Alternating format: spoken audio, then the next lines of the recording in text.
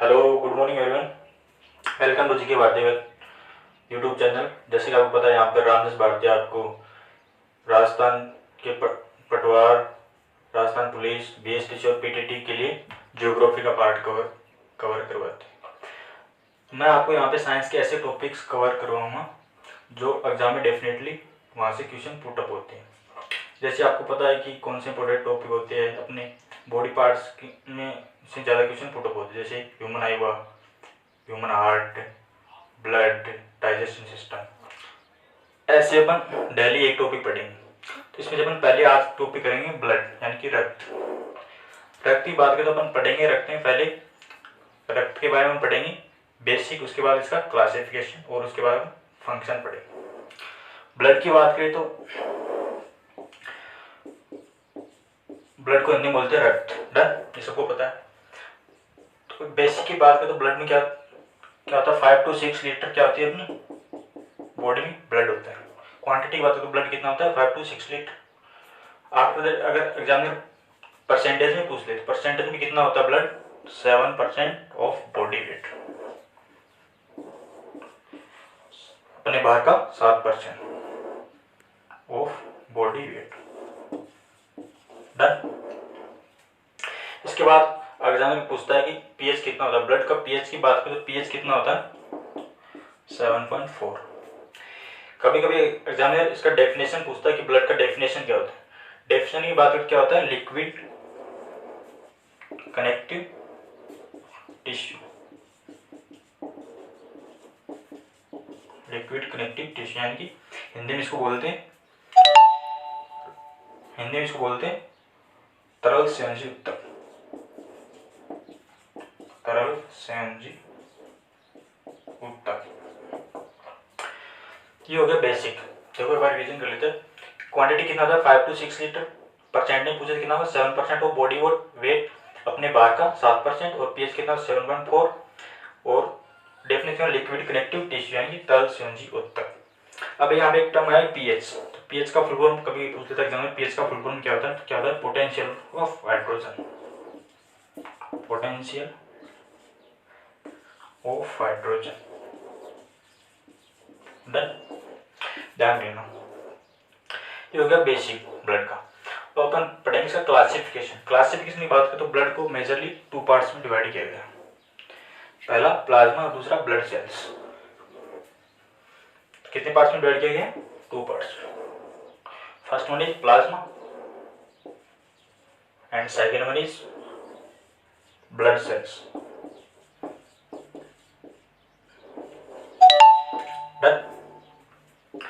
तो ब्लड का 55% क्या होता है, प्लाज्मा, और रिमेनिंग 45% क्या होता है, ब्लड सेल्स। पूछे कि ब्लड में कितने परसेंट प्लाज्मा होता है, कितना होता है, 55%, और ब्लड सेल्स कितने होते हैं, 45%। डन। अब अपन पढ़ेंगे वन बाय वन। पहले प्लाज्मा पढ़ेंगे, उसके बाद ब्लड सेल्स पढ़ेंगे। प्लाज्मा की बात करें तो प्लाज्मा की बेसिक देखते हैं प्लाज्मा क्या होता है। 90% क्या होता है प्लाज्मा में, वाटर होता है यानी कि जल। डन। आफ्टर दैट 7% क्या होता है, इसमें प्रोटीन होता है। डन। थर्ड 0.9% क्या होता है, इसमें सॉल्ट होता है यानी कि लवण। डन। एंड दे 0.1% क्या होता है, ग्लूकोज।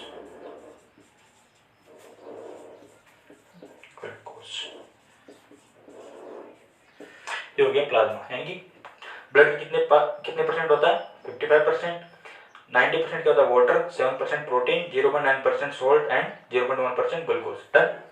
ये बेसिक हो गया प्लाज्मा। और अब अपन देखेंगे प्लाज्मा के फंक्शन। तो फंक्शन देखो, प्लाज्मा की फंक्शन क्या होता है। फंक्शन की बात करें तो प्लाज्मा क्या करता है, बॉडी टेम्परेचर को मेंटेन करता है, पहला फंक्शन ये। उसके बाद ये घाव बनने में मदद करता है, और ये हार्मोन और बचे भोजन का सेवन करता है। तो फंक्शन की बात करें, देखो फंक्शन यानी कि कार्य। प्लाज्मा के क्या क्या कार्य होते हैं। पहले मैंने बताया क्या, बॉडी टेम्परेचर को मेंटेन करता हूँ, बॉडी टेम्परेचर को मेंटेन यानी नियंत्रित करना।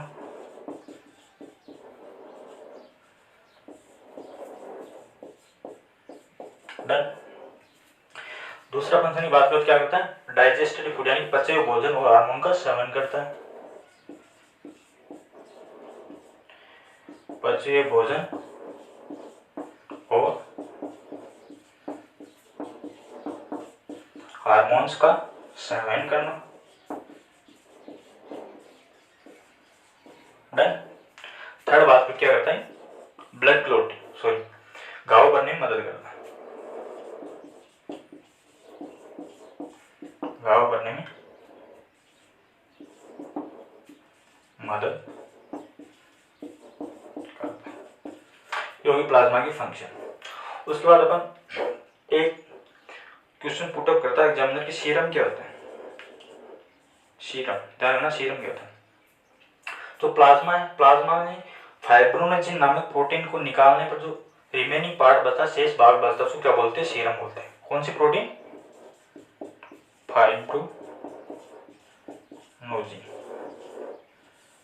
नामक प्रोटीन को रक्त में से ब्लड में से निकालने के बाद जो रिमेनिंग पार्ट होता है उसको क्या बोलते हैं, सीरम। निकालने के बाद शेष भाग क्या कहलाता है, शेष भाग को सीरम कहते हैं, सीरम कहते हैं। डन। अब यहाँ पे एक टर्म आएगा फाइब्रोजिन नामक प्रोटीन। फाइब्रोजिन प्रोटीन होता है, उसका फंक्शन क्या होता है, तो पूछे तो एग्जाम पूछे क्या होगा, फाइब्रोजिन नामक प्रोटीन क्या करता है, अपना जो ब्लड क्लॉटिंग है उसमें हेल्प करता है, इनके रक्त का थक्का बनाने में सहायक होता है। फाइब्रोनोजिन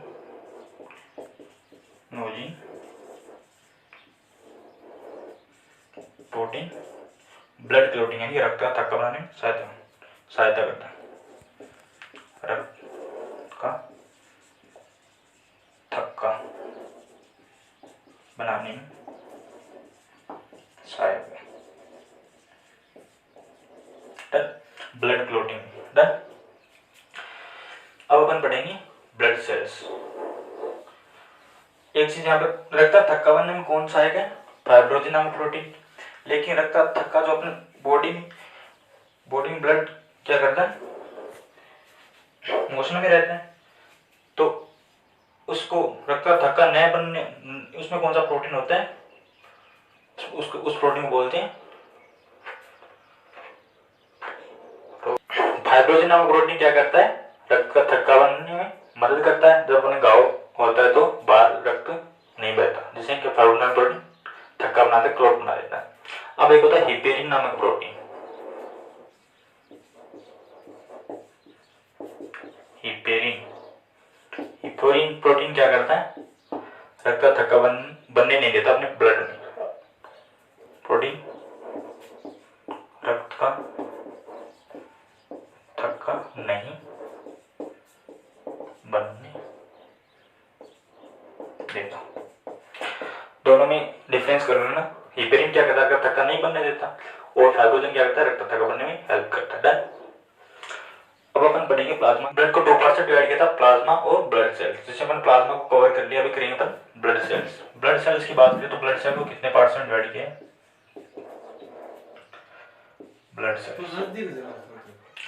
ब्लड सेल्स को 3 पार्ट्स में डिवाइड किया गया।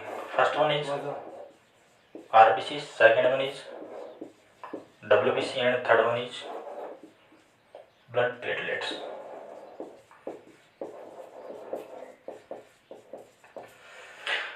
ब्लड सेल कितने पार्ट्स में, आरबीसी, डब्ल्यूबीसी और ब्लड सेल 3 पार्ट में डिवाइड किया गया। इसमें अपन वन बाय वन पढ़ेंगे, पहले आरबीसी पढ़ेंगे and then WBC and after then blood platelets. RBC की बात करें तो आरबीसी का फर्स्ट ऑफ ऑल देखेंगे फुल फॉर्म क्या होता है, उसके बाद इसका फॉर्मेशन देखेंगे, डेथ देखेंगे और लाइफ साइकिल देखेंगे। आरबीसी फुल फॉर्म की बात करें तो आरबीसी को फुल फॉर्म होता है red blood cell,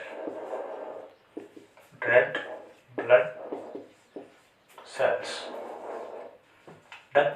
red blood corpuscles भी बोलते हैं, ध्यान रखना। दूसरा इसका हिंदी हिंदी में अगर आरबीसी क्या बोलते हैं, लाल रक्त कणिका, लाल रक्त कणिका,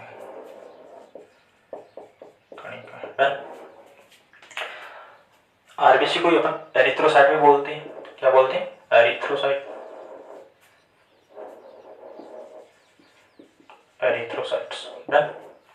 अब इसका अपन फॉर्मेशन पढ़ेंगे, डेथ पढ़ेंगे और लाइफ साइकिल पढ़ेंगे। तो फॉर्मेशन कहाँ पे होता है, फॉर्मेशन की निर्माण, निर्माण की बात करें तो आरबीसी का निर्माण होता है बोन मेरो में, बोन मेरो यानी बोन मेरो को बोलते हैं अस्थि मज्जा, अस्थि मज्जा। डन। इसके बाद इसकी डेथ कहाँ पे होती है, मृत्यु कहाँ पे होती है,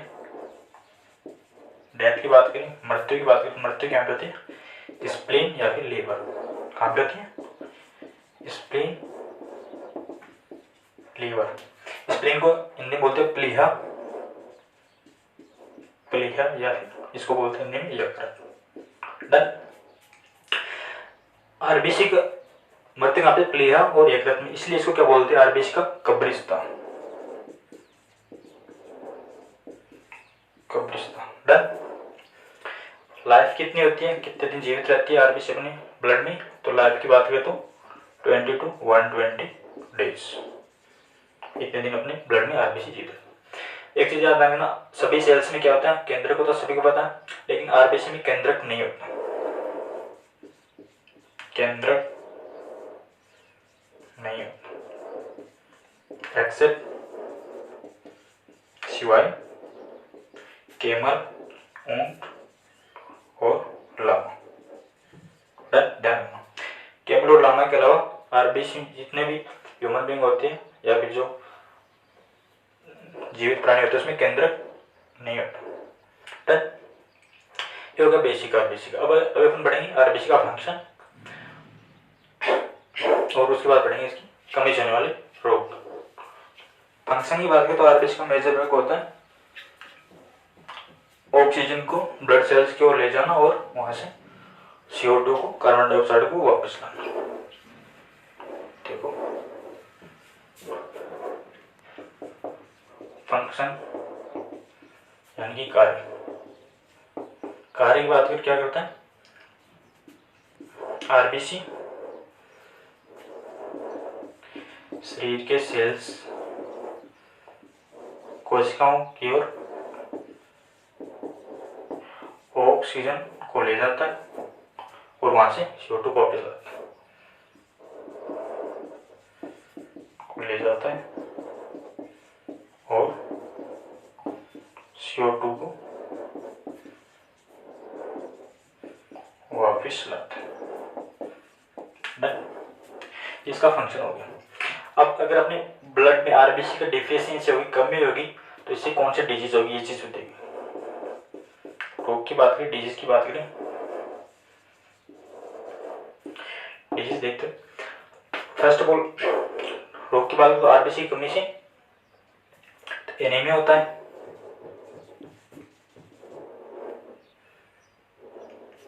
एंड जॉन्डिस। क्वेश्चन ऐसे बनाया कि आरबीसी कमी से कौन सा रोग होता है, तो क्या होता है एनीमिया और जॉन्डिस, इसको हिंदी में एनीमिया बोलते हैं।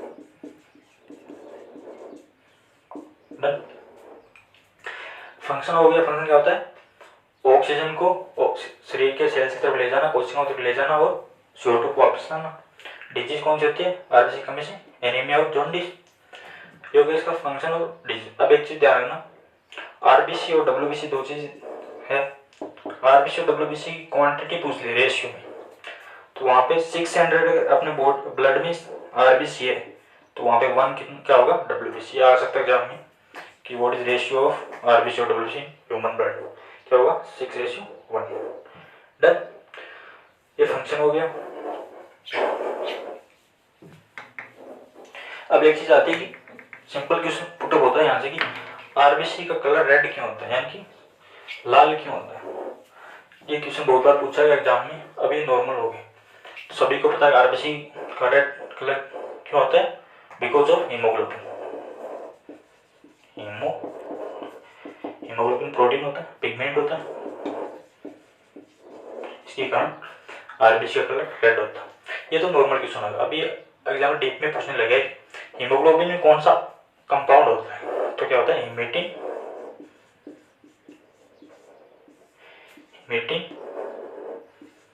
नामक आयरन कंपाउंड होता है इसमें।